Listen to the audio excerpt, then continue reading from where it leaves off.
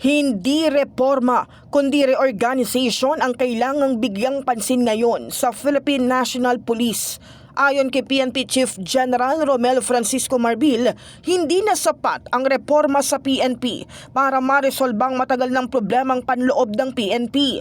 Paliwanag niya bagaman naging tagumpay naman ang kanilang mga nakalipas na internal disciplinary mechanisms, kailangan pa rin anya ng pagbabago pagdating sa kanilang hierarchical at militaristic structure.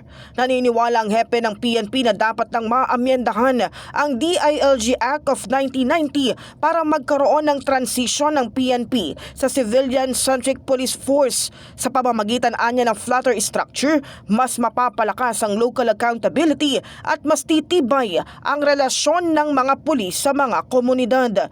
Mababawasan din umano nito ang bureaucratic delays sa pagtugon ng PNP.